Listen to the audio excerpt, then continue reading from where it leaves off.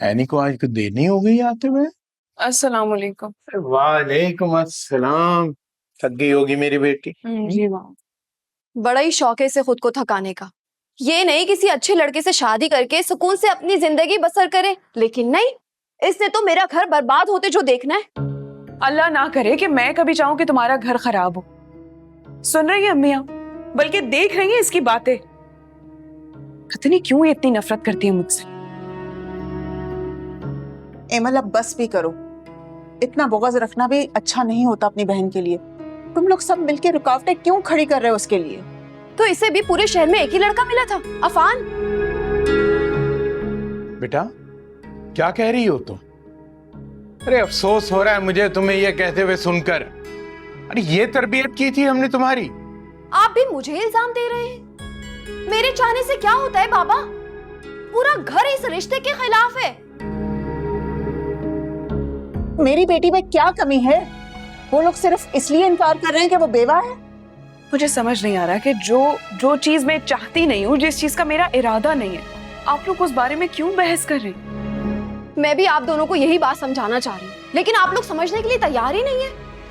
अफान तो इस रिश्ते के लिए शदीद ख्वाहिशमंद है। वो खुद आया था मेरे पास बात करने के लिए। खुदा के लिए बाबा आप उसकी बातों में मत आइएगा, वरना मुझे तलाक हो जाएगी। अल्लाह ना करे, तुम्हें क्यों तलाक होने लगी? क्योंकि शरियार ने मुझे कह दिया कि अपनी बहन को रोको, वरना मैं तुम्हें तलाक दे दूंगा। वाह, मोहब्बत करने वाले भी तलाक की बातें करते हैं। अफसोस की बात है। तुम्हारी वजह से मेरा घर बर्बाद हो रहा है। तुम हमारी जान छोड़ क्यों नहीं देती हो? करते तुम और भरना मुझे पड़ता है। मेरी ससुराल में कोई हैसियत ही नहीं रही है। मेरी वजह से? मत भूलो कि तुम्हारे ऊपर मेरे कितने एहसानात हैं, कि तुम्हारी मोहब्बत बचाने के लिए मैंने महरोज से शादी की। तुम्हारी मोहब्बत की खातिर मैंने इतनी बड़ी कुर्बानी दी, और तुम इतनी एहसान फरामोश बन रही हो। बहुत बहुत शुक्रिया तुम्हारे एहसानात का। एक और एहसान कर दो, अफान का पीछा छोड़ दो प्लीज। ऐसा करो, इसी घर में रह जाओ। हम तुम्हारी शादी ना किसी लूले लंगड़े से करवा देंगे, और उमर को मैं खुद संभाल लूंगी। एमल बकवास बंद करो। तुम्हें कुछ एहसास है? तुम क्या बक रही हो? अच्छा, तो तुम्हारा ये प्लान है? बाबा अम्मी, आप लोग सुन रहे हैं ना ये क्या कह रही है? शहरियार की तलाक का तो ये सब कुछ एक बहाना है। असल वजह यह है कि ये मुझसे मेरी औलाद छीनना चाहती है। देखो हेमल, एक बात कान खोल के सुन लो। जितना वो घर तुम्हारा है, उतना ही मेरा भी है, और मेरे बेटे का भी है। और मुझसे मेरी औलाद को ना तुम छीन सकती हो, ना कोई और। और मेरी बात सुनो, मेरी जिंदगी का फैसला करने वाली तुम होती कौन हो? हाँ, बहन होने का कभी हक अदा किया है? क्या किया है तुमने मेरे लिए? हाँ,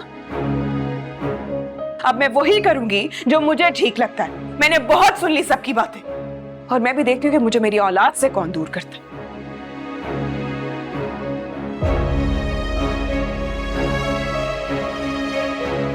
किसे फोन कर रही हो बेटा? अफान को। आज से पहले तक मैं ये सोचकर परेशान थी कि मुझे क्या करना चाहिए, लेकिन अब मैंने फैसला ले लिया कि मुझे क्या करना है और क्या बेहतर है मेरे लिए। देखा आप लोगों ने? देखा, ये खुद अफान से शादी करना चाहती है, और आप लोग चुपचाप खड़े बस देखते रहिए। शुक्र है कि उसने अपने हक में कोई फैसला तो किया।